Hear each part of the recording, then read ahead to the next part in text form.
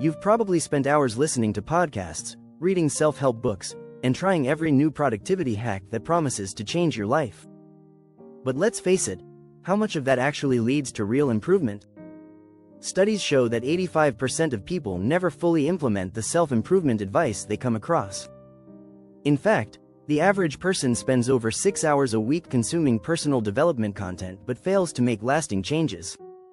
What if I told you that all this time spent learning could actually be holding you back? It's time to stop wasting time on strategies that aren't working. In this video, we'll uncover how the obsession with perfect progress is stalling your growth, why multitasking is slowing you down, and how constantly chasing the latest trend could be preventing you from real success. We're diving into the hard truth. It's not about doing more, it's about doing the right things. Stay tuned as we reveal practical, easy-to-apply strategies that will help you stop wasting time and finally start seeing results. Chapter 1. Many of us have been trapped by the idea that there's a perfect way to improve ourselves. We spend countless hours searching for the best strategies, tools, or routines, hoping to find that magic formula that will lead us to success. But here's the catch: perfection is an illusion, and constantly chasing it is one of the biggest wastes of time. A study by the Journal of Personality and Social Psychology found that perfectionists tend to procrastinate more, not less. The fear of not getting things exactly right can hold them back from even starting. Instead of waiting for the perfect moment or the perfect plan, embrace the idea that progress is built from small, consistent actions. As author James Clear explains in his book Atomic Habits, you do not rise to the level of your goals. You fall to the level of your systems. The key is in creating small habits that compound over time, not in waiting for the perfect setup. Instead of obsessing over the details, focus on making incremental improvements. If you've made a mistake, learn from it and keep moving forward. Even successful people like Steve Jobs and Thomas Edison faced countless failures, but they didn't let perfection hold them back. Jobs famously said, "The people who are crazy enough to think they can change the world are the ones who do." By shifting your mindset from perfection to progress, you'll free yourself from unnecessary stress and start moving forward faster. Set goals that are achievable and realistic, and don't let perfectionism stop you from reaching them. Chapter 2. In a world that praises productivity, it's easy to assume that being busy is the same as being productive. But here's a fact: doing more doesn't always mean getting more done.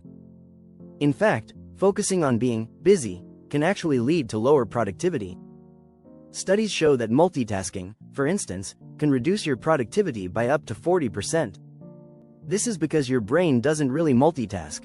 It switches between tasks, and each switch drains energy. One effective strategy to break free from the productivity paradox is to implement time blocking. Time blocking involves setting aside specific chunks of your day to focus on a single task without interruption. This allows you to give your full attention to what you're doing, which can lead to better results. Research shows that people who use time blocking are more likely to meet deadlines and experience less stress. Another key strategy is to focus on deep work, a concept popularized by Cal Newport in his book Deep Work. He explains that the ability to focus without distractions is becoming increasingly rare and valuable. The more you engage in deep, focused work, the better your results will be. Instead of bouncing from task to task, try to find at least one uninterrupted hour a day where you focus solely on your most important work. Also, remember the Pareto principle, or the 80-20 rule, which states that 80% of your results come from just 20% of your efforts.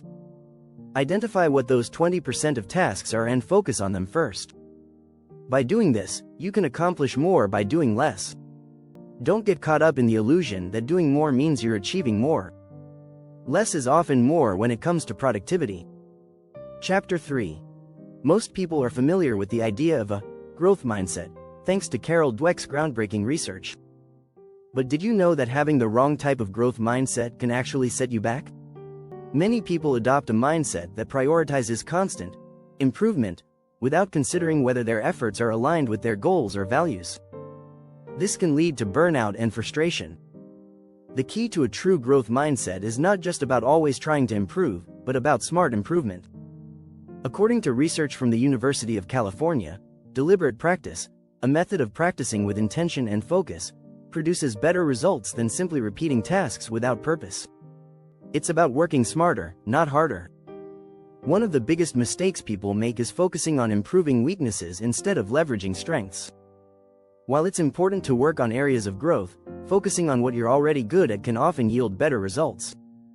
In StrengthsFinder 2.0, author Tom Rath highlights the idea that people who focus on their strengths are more likely to succeed and feel satisfied with their work. When you play to your strengths, you're more likely to experience the flow state, which research shows boosts both creativity and productivity. Another misstep comes when people compare their progress to others.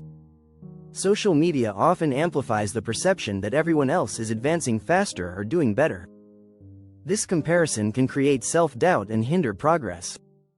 Instead of focusing on others, concentrate on your personal journey. Author and entrepreneur Tim Ferriss once said, "Focus on being productive instead of busy," and this rings true when it comes to mindset as well. To develop a healthier growth mindset, start by setting clear, measurable goals that align with your values. Track your progress, but don't compare it to anyone else's. Celebrate small victories along the way and remember that growth is a journey, not a race. By cultivating a mindset of intelligent, focused growth, you can unlock your true potential. If you're finding this helpful, don't forget to hit that subscribe button so you don't miss the rest of the strategies coming up. Chapter 4. You've probably experienced it, constantly jumping from one self-improvement method to another, always searching for the next big thing. It's called shiny object syndrome, and it's one of the most common traps in the personal development world. You might buy the latest productivity tool, download a new app, or sign up for a new course, thinking it will be the magic solution to your problems. But in reality, this constant switching only wastes your time and keeps you stuck in a cycle of never-ending learning without real progress. Research from the University of California shows that trying to learn too many things at once can overwhelm your brain, causing what's called cognitive overload. This overload reduces your ability to retain information and take action. So, how can you break free from this trap? Focus on one approach at a time. Instead of chasing the next shiny object, pick a single strategy that resonates with you and commit to it. Start by evaluating what you really need. Ask yourself, what is the one area of my life that would make the biggest impact if improved? Choose a tool or habit that addresses this area and stick with it. For example, if you're focusing on fitness, choose a workout program and give it time to work before jumping to another. The key here is consistency. James Clear in Atomic Habits explains that small habits lead to big changes. By sticking with one strategy long enough to see results, you allow those habits to compound and create lasting change. Shiny object syndrome can trick you into thinking that success comes from switching strategies, but in reality, it comes from mastering one.